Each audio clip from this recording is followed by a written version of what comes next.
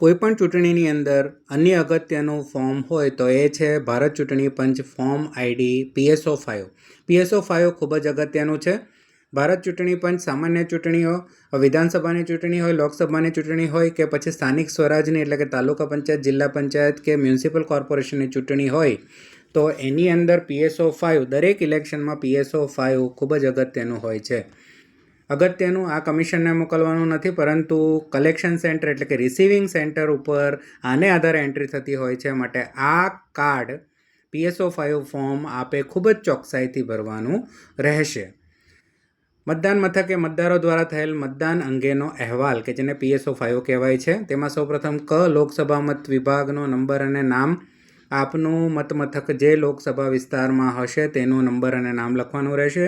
રાજ્ય તો ગુજરાતની અંદર ચૂંટણી થાય છે એટલે ગુજરાત રાજ્ય.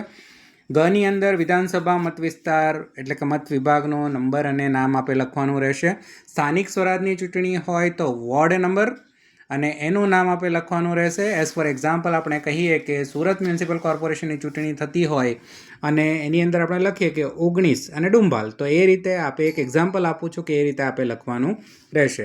મતદાન મથકનો નામ અને નંબર કે જે આપનો નામ અને નંબર એક સ્પેસિફિક હશે તે આપે અહીં આગળ લખવાનું રહેશે.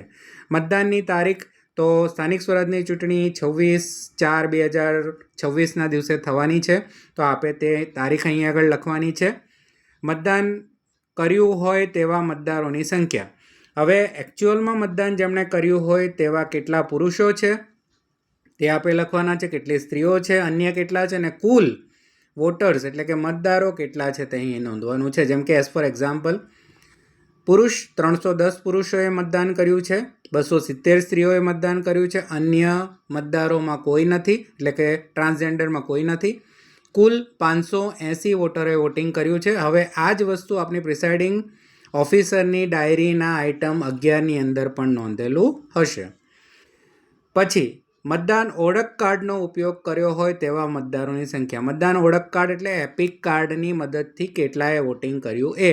જેમ કે કુલ વોટર્સ છે 580 એટલે કે 580 લોકોએ વોટ કર્યા છે, પરંતુ એમાંથી 466 એવા છે કે જેમણે મતદાન ઓળખ કાર્ડનો ઉપયોગ કરી મતદાન કરેલ છે. આપને આ ક્યાંથી મળશે? તો આ સંખ્યા મતદાન રજિસ્ટરની અંદર આપે નોંધી હશે. મતદાન રજિસ્ટર એટલે 17 માં આપ નોંધો છો કે મતદારે એપિક કાર્ડની મદદથી કર્યું હોય તો આપ APEP નોંધો છો, અને અન્ય આપને લિસ્ટ આપ્યું હશે, અન્ય 12 કે 13 પુરાવાઓ હશે તો એની મદદથી કર્યું હોય. જેમ કે ડ્રાઇવિંગ લાઇસન્સ, આપ ડ્રાઇવિંગ લાઇસન્સ અને એના છેલ્લા 4 ડિજિટ નોંધતા હો છો. એપિક કાર્ડ હોય તો આપ EP લખો છો, તો એના આધારે આપણને અહીં આગળ સંખ્યા મળશે કે કેટલા વોટરે એપિક કાર્ડની મદદથી મતદાન કરેલ છે. જેમ કે અહીં એક્ઝામ્પલ આપ્યું છે કે 580 વોટર્સમાંથી 466 એપિક કાર્ડની મદદથી કરેલ છે. પછી સુપ્રત કરેલા મતોની સંખ્યા. પ્રિસાઇડિંગ ઓફિસરની ડાયરી આઇટમ નંબર 15ની અંદર પણ આપણને આ નોંધ મળશે.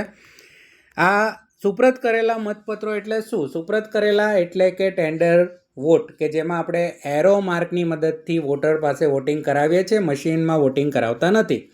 આ કોને કરવા દેવામાં આવે છે? તો સિમ્પલ આપને કહું કે એ એક વોટર આવે છે, એનો મતદાન ક્રમ બતાવે છે કે મારો આ માર્ક કોપીની અંદર ક્રમ સો એન્ડ સો છે. આપ જુઓ છો કે ત્યાં આગળ આ વ્યક્તિની જગ્યાએ કોઈ અન્યએ વોટિંગ કરેલ છે અને આ વ્યક્તિ એવી ખાતરી આપે છે અને આપને સાબિત કરે છે કે હું જ સાચો વ્યક્તિ છું. એનો અર્થ કે શરત ચૂકથી અન્ય કોઈ વોટર એમની જગ્યાએ વોટિંગ કરી ગયેલ છે, તો આવા કેસની અંદર આપે એમને EVM મશીનમાં વોટિંગ કરવા દેવાનું નથી. તો આવા કિસ્સામાં આ વ્યક્તિ સાચો છે પરંતુ એ મશીનમાં વોટિંગ કરી ન શકે, તો શું આપ એનો મતદાન કરવાનો અધિકાર છીનવી શકો? ના. તો આવા કિસ્સામાં આપે એને સુપ્રત કરેલ મતપત્રો, આપને જે 20 આપ્યા હશે એમાંથી પહેલા નંબરનું સુપ્રત કરેલ મતપત્ર આપવાનું છે.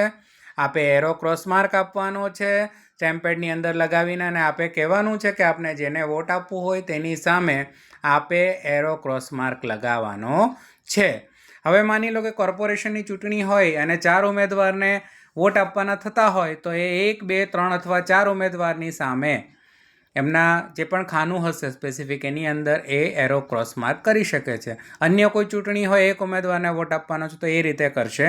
જો એકથી જેટલા નિયમ અનુસાર હશે એનાથી ઉપર વધારે જો કરશે તો એ મત રિજેક્ટ થશે, એ પણ એને જાણ કરી દેવાની રહેશે.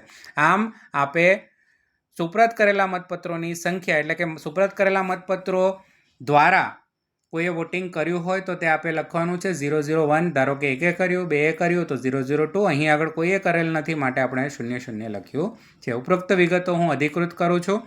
નીચે પ્રિસાઇડિંગ ઓફિસર એમનું નામ લખશે અને સિગ્નેચર કરશે. એટલે આ ખૂબ ચોકસાઈથી ભરજો. કલેક્શન સેન્ટરના ઉપયોગ માટે છે અને કલેક્શન સેન્ટરમાં મળ્યાની તારીખ, સમય આપ જ્યારે રિસીવિંગ સેન્ટર ઉપર આપ જમા કરાવો છો, કલેક્શન સેન્ટર ઉપર જમા કરાવો છો ત્યારે જમા લેનાર અધિકારી ત્યાં તારીખ અને સમય લખશે અને કલેક્શન સેન્ટરમાં અધિકારી પોતાની સહી કરશે. આ રીતે, અને અહીં આગળ આપ જોઈ શકો છો કે વિશિષ્ટતા દર્શક સિક્કો તો આપે તમામ ફોર્મ ઉપર મારવાનો જ છે. તો આ રીતે PSO5 ખૂબ અગત્યનું હોય, ખૂબ ચોકસાઈથી ભરશો. એ માટે મેં સચોટ માહિતી આપને આપી છે, તો ખૂબ ચોકસાઈથી ભરશો જેથી ઇલેક્શનની અંદર જે પણ ડેટા ભરવાના છે તે ખૂબ ચોકસાઈથી ભરી શકાય. તો આપને ખ્યાલ આવી ગયો હશે કે PSO5 કઈ રીતે ભરવું. Thank you so much.